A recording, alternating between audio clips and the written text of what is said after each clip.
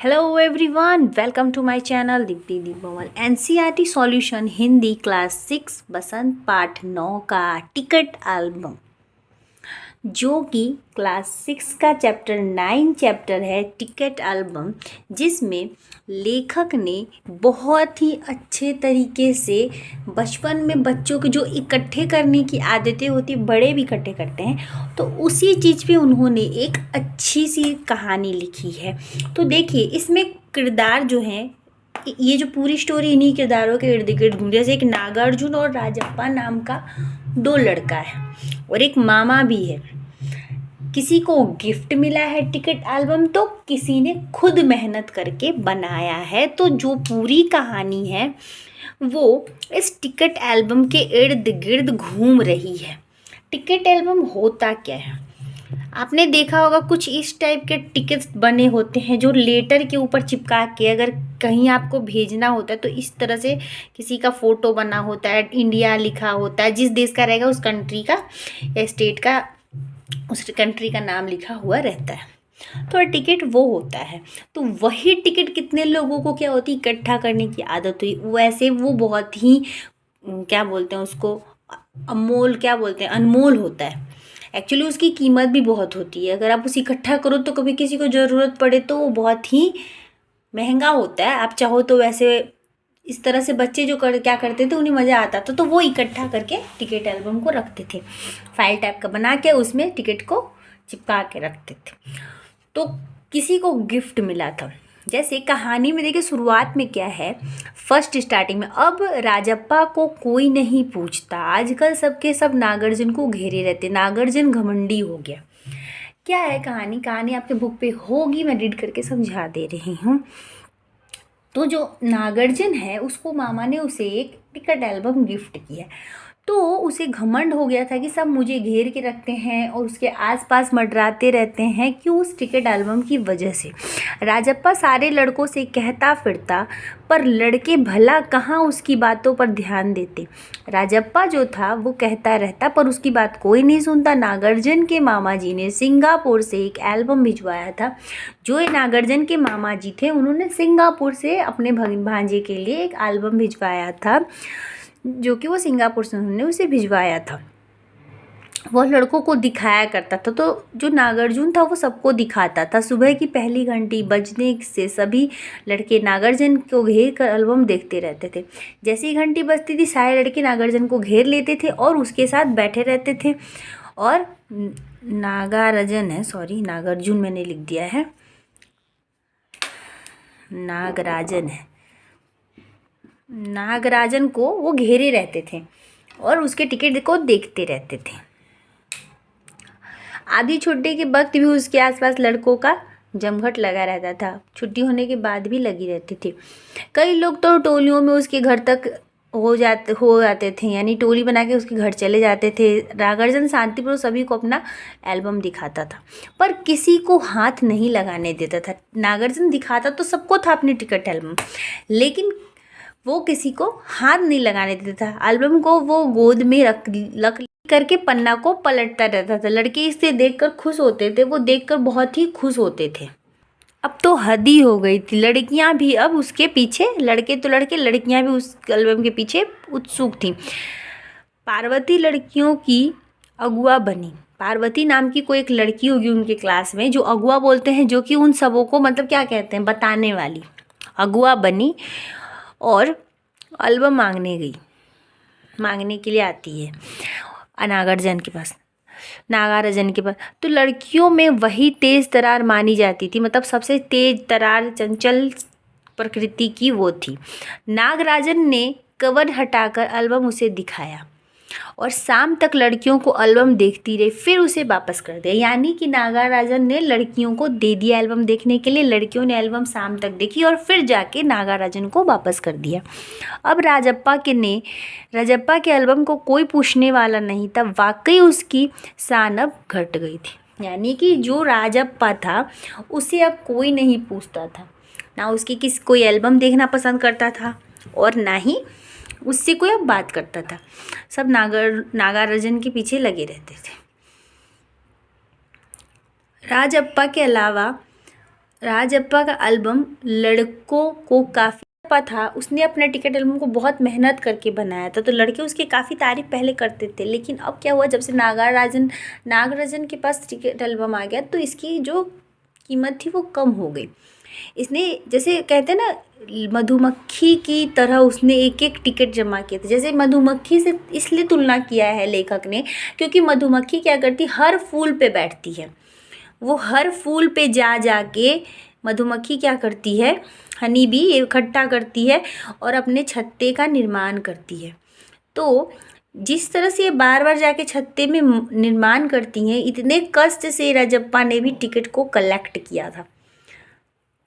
वो सुबह 8 बजे निकल जाता था टिकट के लिए और टिकट जमा करने लगता था। सारे लड़के के चक्कर लगाया करता था। 2 ऑस्ट्रेलिया के टिकट के बदले 1 फिनलैंड का टिकट लेता था, 2 पाकिस्तान के बदले 1 रूस का लेता था। बस शाम जैसे ही होता था घर लौटता था, बस्ता कोने में रख कर अम्मा के चबेने लेकर निकल कर जेब भर लेता और खड़े खड़े तो टिकट, इसने क्या बोला कि सरपंच के लड़के ने राजप्पा को क्या कहा कि तुम अपना एल्बम मुझे 25 रुपये में बेच दो। तो राजप्पा ने उसी पे ठिठोली करते हुए कहा कि तुम अपनी घर की जो प्यारी सी बच्ची है वो मुझे 30 रुपये में बेच दो। गुस्से से तो उस पर सरपंच का लड़का उसे घमंडी कहने लगा और सारे बच्चे जो थे हंसने लगे, मजाक उड़ाने लगे। और अब जो उसका राजप्पा का जो एल्बम था वो अब कोई उसकी तारीफ भी नहीं करता था और सब उसका तुलना नागार्जुन के एल्बम से करके उसे बताने लगे कि तेरी एल्बम तो फिसड्डी है। राजप्पा के एल्बम के बारे में सब फिसड्डी बताने लगे। लेकिन जो राजप्पा था वो एक बार भी ये नहीं जाहिर किया कि मुझे नागार्जुन का वो एल्बम देखना है। कभी भी इच्छा वो प्रकट ही नहीं किया उसने। लेकिन जब दूसरे लड़के उसे देख रहे थे तो वो नीची आंखों से देख लेता था। मैंने वो जैसे बोले दबी दबी आंखों से छिप के देखना है, किसी को पता न चले, उस तरह से वो अपनी आंखें दबा के देख लेता था। सचमुच नागार्जुन का एल्बम तो बेहद प्यारा था, पर राजप्पा के पास जितने भी टिकट थे उतने नागार्जुन के एल्बम में नहीं थे। कहने का मतलब कि उसका जो एल्बम था बड़ा प्यारा था, लेकिन जो राजप्पा था उसके पास जो टिकटें थी, नागार्जुन के टिकट से ज़्यादा टिकटें किसके पास थी, राजप्पा के पास।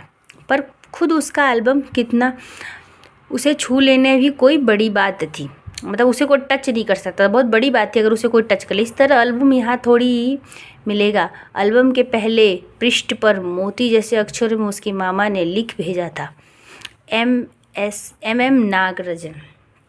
यानी उसका जो फर्स्ट पृष्ठ था उस पर उसके मामा ने लिख दिया था MM नागार्जुन, मोती मोती, मतलब खूब सुंदर से, बहुत सुंदर सी हैंड राइटिंग में उन्होंने लिखा होगा।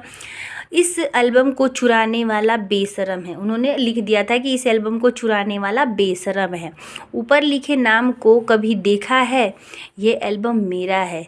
जब तक घास हरी है और कमल लाल है, सूरज जब तक पूर्व से उगे और पश्चिम से छिपे, उस अनंत काल तक के लिए यह एल्बम मेरा रहेगा। यानी नागार्जुन ने ये सब बातें बोली कि जब तक ये रहेगा। उसने बच्चों को मतलब वो अभी एक्चुअली घमंड में था कि मेरे पास इतनी सुंदर एल्बम है, जो सब देख रहे हैं, बच्चों में भी तो हो जाती है, मेरी चीज़ों को सब पसंद कर रहा है, तो वो मतलब उस तरह से ठिठोली कर रहा था कि जो चुराएगा वो बेशरम होगा।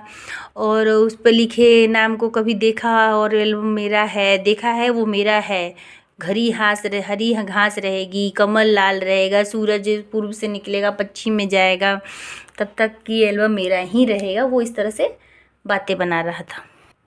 लड़कों ने इसे अपने एल्बम में उतार लिया, लड़कियों ने झट कापियों में किताबों में टिप लिया। यानी लड़कों ने झट क्या किया कि फटाफट एल्बम में लिखा, किसी ने अपनी कॉपी में लिखा, इस तरह से इन्होंने एक लिख लिया। लड़कियों ने कॉपी में लिखा, लड़कों ने एल्बम में लिखा। तुम लोग यह नकल क्यों करते हो, नकलची कहीं के, राजप्पा ने लड़कों को घुड़की दी।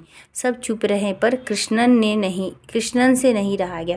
तब राजप्पा ने बोला, तुम चीटिंग क्यों कर रहे हो, तुम किसी की क्यों नकल कर रहे हो।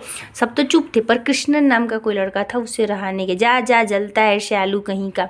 तो उसने राजप्पा को बोला, जा जल रहा है तू, मतलब जल कुकड़ा कहीं का, क्यों जल रहा है, ऐसा क्यों कर रहा है। मैं काहे को जलूं, जले तेरे खानदान, मेरा एल्बम उसके एल्बम से कई गुना अच्छा है। राजप्पा ने शान बघारी।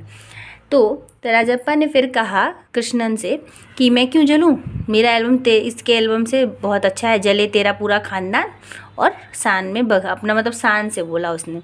अरे उसके पास जो टिकटें हैं वो हैं कहीं तेरे पास, सब क्यों, बस एक इंडोनेशिया का टिकट दिखा दो, पानी भरोगे, कृष्णन ने छेड़ा। कृष्णन ने उसको कहा कि एक इंडोनेशिया का टिकट दिखा दो तो जान जाऊंगा, तो उसके पास जो टिकट तुम्हारे पास है, पर मेरे पास जो टिकट है वो वहाँ कहाँ है उसके पास। तो राजप्पा ने कहा कि जो मेरे पास है क्या उसके पास है। राजप्पा ने फिर ललकारा और उसके पास जो टिकट है वही दिखा दो। कृष्णन भी कम नहीं था, तो फिर उसने कहा कि उसके पास जो तुम वही दिखा दो। राजप्पा ने जब कहा कि क्या मेरे जैसा उसके पास है, तो फिर कृष्णन ने कहा कि जो उसके पास है वही तुम दिखा दो। वो भी पीछे रहने वालों में से नहीं था। तो फिर उन्होंने शर्त लगा ली कि 10 रुपये की शर्त लगी, जो टिकट है वो दिखा दो, तुम्हारा एल्बम तो कूड़ा है। राजप्पा को कृष्णन चीखा और हाँ हाँ कूड़ा लड़के जैसे को कोरस गाने लगे,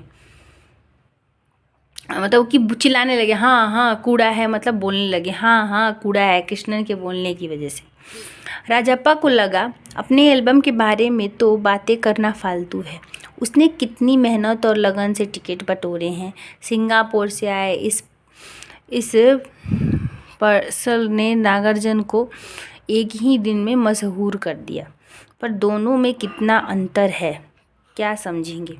कहने का मतलब राजप्पा ने कहा कि मैंने कितनी मेहनत से अपना इकट्ठा किया, इसके तो एक पार्सल क्या आ गया सिंगापुर से, तो ये इतना मशहूर हो गया, मैंने कितनी मेहनत से अपने टिकट बटोर के एल्बम बनाए थे। वो ये सोच रहा है हम मेरे एल्बम और नागराजन के एल्बम में कितना अंतर, ये क्या समझेंगे, मतलब वो व्यंग कस रहा था। राजप्पा मन ही मन कुढ़ रहा था, चिढ़ भी रहा था। स्कूल जाना अब खलने लगा था, यानी अब स्कूल जाने का उसको मन नहीं करता था, क्योंकि वो चिढ़ जाता था कि सब उसकी चीज़ों की तारीफ़ करते थे, उसकी कोई तारीफ़ करता नहीं था। सामने जाने में शर्म आने लगी थी, तो अब शर्म आने लगी थी। आमतौर पर शनिवार और रविवार को टिकट की खोज में लगा रहता था, परंतु अब घर घुसा हो गया था। दिन में कई बार एल्बम पर लटता रहता, यानी कि शनिवार रविवार को ज़्यादातर वो टिकट की खोज में निकल जाता था, लेकिन अब घर में ही रहता है और नहीं जाता है, और टिकट को बार बार पलट के देखता रहता था कि मेरे एल्बम में ऐसी क्या ख़राब बात है जो मेरे एल्बम को कोई मतलब देखता नहीं है। अब उसके अंदर इतना ज़्यादा वो हो गया था कि रात को उठ जाता था, गहरी नींद में सोता रहेगा, अचानक से उठ जाएगा, उठ के अपने ट्रंक को खोलेगा, ट्रंक को खोल के एल्बम को निकालेगा, फिर उसे पूरा देखेगा, और चिढ़ होने लगी थी उसे। लगा कि एल्बम अब वाकई कूड़ा हो गया, अब उसे भी लगने लगा, सबने बार बार बोला कूड़ा है कूड़ा है कूड़ा है, अब उसे भी लग रहा था कि हाँ मेरा एल्बम कूड़ा ही हो गया। उस दिन शाम उसने जैसे तय कर लिया था कि अब नागार्जुन के घर गया, मतलब तय करके वो नागार्जुन के घर जाता है। अब कोई कितना अपमान सहे, मतलब वो सोच रहा था कितना अपमान सहे, नागार्जुन के हाथ अचानक एक एल्बम लगा है, बस यही ना, वह क्या जाने टिकट कैसे जीमा, मतलब गुस्से से उसने बोला नागार्जुन को तो एक एल्बम क्या लग गया, उसे क्या पता टिकट कितनी मेहनत से इकट्ठा किया जाता है, वो कह रहा था, मतलब अपने मन में ही वो बड़बड़ा रहा था। एक एक टिकट की क्या कीमत होती है वह भला क्या समझे, सोचता होगा कि टिकट जितना बड़ा होगा वो उतना ही कीमती होगा, या फिर सोचता होगा कि बड़े देश का टिकट कीमती होगा, वह भला क्या समझे। उसके पास जितने भी फालतू टिकट हैं उन्हें टरक्का का उसने टिकट को झाड़ लेगा, कितने तो उसने यूं ही उल्लू बनाए होंगे, कितने ने चालाकी की, वही नागार्जुन भला किस खेत की मूली है। या मतलब ये व्यंग कसने लगा कि उसे क्या पता कि कोई बड़ा टिकट तो बहुत कीमती होगा, छोटा है तो कम कीमती होगा, उसे क्या पता कितनी मेहनत से टिकट, मतलब इस तरह से वो बड़बड़ाया जा रहा था, गुस्से से वो पूरा वो हो चुका था। उसे अब लग रहा था कि मेरा कहीं सच में एल्बम फालतू नहीं है, और वो उसने सोचा कि चलो मैं तो मिलूंगा ही नागार्जुन से, वो अपने आप को समझता क्या है। जो राजप्पा था वो नागार्जुन के घर पहुंच जाता है और पहुंचकर ऊपर गया, क्योंकि वो अक्सर आया जाया करता था, सो किसी से नहीं टोका, इसलिए उसने किसी ने रोका टोका नहीं, क्योंकि वो हमेशा शायद नागार्जुन के घर जाता होगा। ऊपर पहुंचकर नागार्जुन की मेज पर पड़ी कुर्सी पर बैठ गया, सामने मेज के पास एक कुर्सी थी, उस पर जाके वो बैठ जाता है। कुछ देर बाद नागार्जुन की बहन कामाक्षी आई और वो बोलती है कि भैया शहर गए हैं। अरे हाँ, तुमने भैया का एल्बम देखा, उसने पूछा। नागार्जुन का बहन से राजप्पा ने पूछा। राजप्पा को हाँ कहने से हेकड़ी हो रही थी, तो उसने हाँ कहने मतलब वो हिचकिचा रहा था कि कैसे बोलूँ। तो बहुत सुंदर एल्बम है ना। सुना है स्कूल भर में किसी के पास इतना बड़ा एल्बम नहीं है। तुमसे किसने कहा? भैया ने। वह कुड़ गया।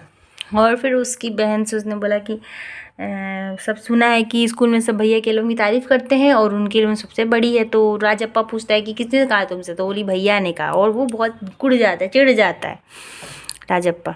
वो उसके घर पे गया था, सोचा कि बात कर लूँगा, लेकिन वहाँ भी कुछ नहीं हुआ।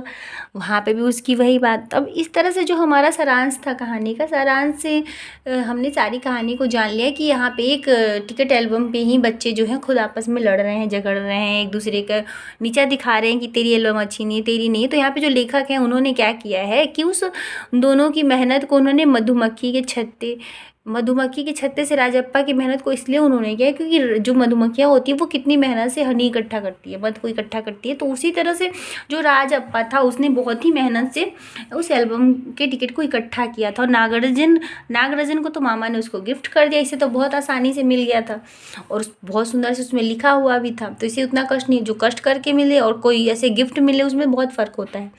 तो इसलिए उसे गुस्सा आता था कि मैं इतनी कष्ट से बनाया, पहले सब मुझे देखते थे, इसे क्या गिफ्ट एक सिंगापुर से मिल गई, अब ये तो घमंडी हो गया है।